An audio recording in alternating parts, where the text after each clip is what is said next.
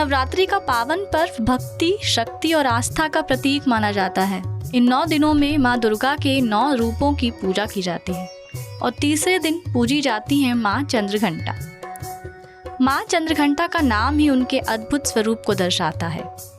उनके मस्तक पर अर्धचंद्र घंटा के आकार में सुशोभित होता है, जिसके कारण उन्हें चंद्रघंटा कहा जाता है। माँ का यह स्वरूप अत्यंत तेजस्वी, दिव्य और वीरता से परिपूर्ण है। उनकी 10 भुजाएं हैं, जिनमें वे विभिन्न अस्त्र शस्त्र धारण किए रहती हैं। उनका वाहन सिंह है, जो साहस, शक्ति और निर्भीकता का प्रतीक माना जाता है। माँ चंद्रघंटा का यह रूप हमें सिखाता है कि जीवन में चाहे कितनी भी कठिनाइयाँ क्यों न आएं, हमें साहस और धैर्य के साथ उनका सामना करना चाहिए। पौराणिक कथा के अनुसार जब दैत्यों का आतंक बढ़ने लगा, तब एक महिषासुर नामक असुर का भयंकर युद्ध देवताओं से हुआ। महिषासुर देवलोक को अपने कब्जे में लेना चाहता था। जब देवताओं को उसकी इस इच्छा का पता चला तो वे भयभीत हो गए। सभी देवता भगवान ब्रह्मा, विष्णु और महेश की शरण में जा पहुंचे। ब्रह्मा, विष्णु और महेश ने देवताओं की बात सुन क्रोध प्रकट किया।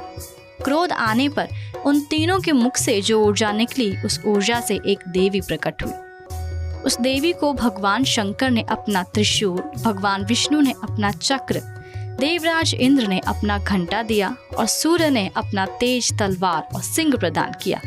इस प्रकार माँ चंद्रघंटा का अवतरण हुआ।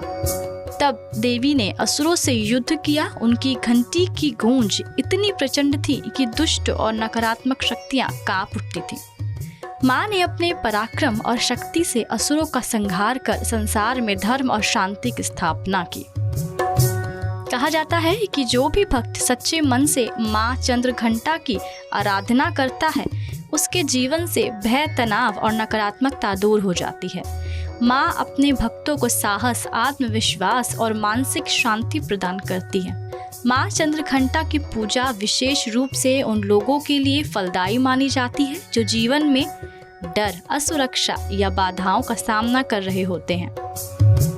उनकी कृपा से व्यक्ति के अंदर एक नई ऊर्जा का संचार होता है और वह हर चुनौती का सामना करने के लिए तैयार होता है।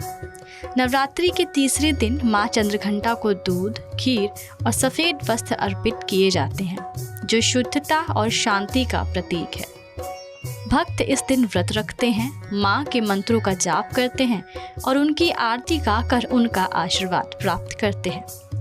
माँ चंद्रघंटा का यह स्वरूप हमें यह भी सिखाता है कि शक्ति और शांति दोनों का संतुलन ही जीवन को सफल बनाता है। जहाँ एक ओर वे युद्ध में अत्यंत प्रचंड हैं, वहीं दूसरी ओर अपने भक्तों के लिए अत्यंत दयालु और करुणामयी हैं। अगर हम सच्चे मन से माँ की भक्ति करें तो वे हमें हर संकट से बचाती हैं और जीवन को सुख, समृद्धि और सफलता से भर देती हैं।